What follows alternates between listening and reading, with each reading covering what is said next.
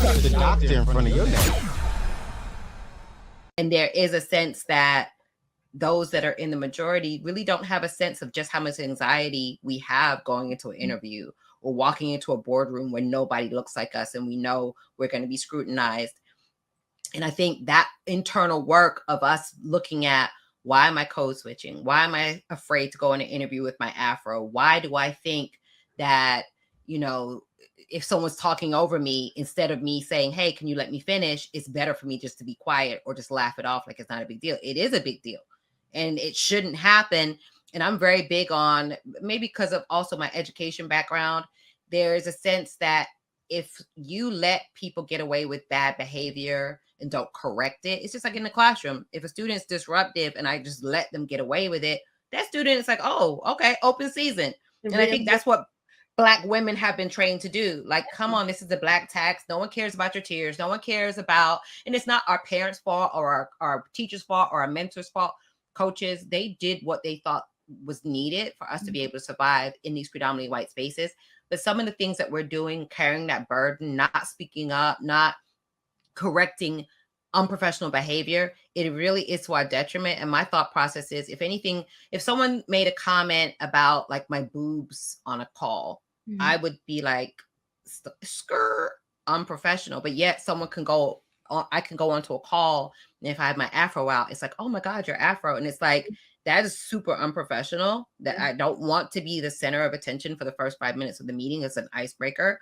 And I'm going to correct that. And I'm gonna like either do a blank stare or, oh yeah, and let that person feel uncomfortable. Because if you're gonna make me uncomfortable and make me like the centerpiece of your little, whatever, your icebreaker or whatever people do when they do weird stuff like that, then I feel as though now it's my opportunity as a teachable moment to be like, well, this is just my regular hair that I actually have every day. So welcome to it, or something that lets them know that I don't appreciate what they're doing.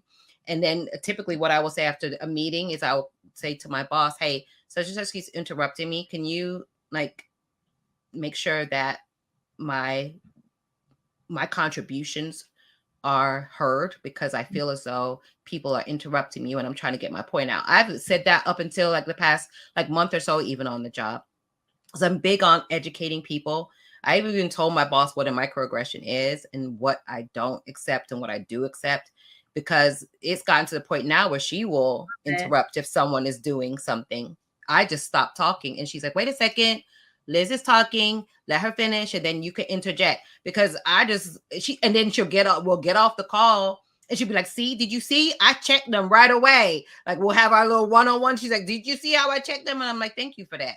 Because it's like, it gets to the point where people need to be held accountable. Yeah. And I think what has happened with us as Black women is we do fall into that trope of the strong Black woman. And, we got to just take one for the team. We got to make sure we push forward, work twice as hard, all these things. Even Dick Gregory said that, and everyone knows him as a comedian, but he was also a civil rights activist. And he said, don't teach your kids to work twice as hard. Why should we have to work twice as hard? We work for free enough.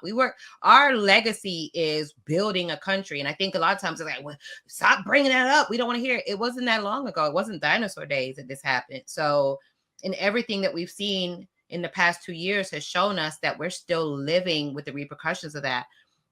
I was on a call yesterday and I talked about this idea that sometimes people say, well, I wasn't alive. I didn't have slaves. And my retort is I wasn't alive either.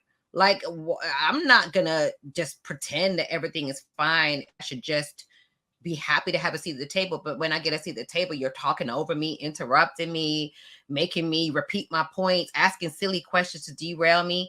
In the classroom, I wouldn't accept that from a 19-year-old student. So why am I going to accept that from a middle-aged Brad that has a master's degree? Like, I'm not doing it. It's like, it's just that I think for me, it just got to a point where during COVID, especially, I was just tired. And I'm just like, you know what? I got to put this down on paper and let people see that it in theory, I think a lot of times people say I could never do that. If I do that, I'll have a target on my back.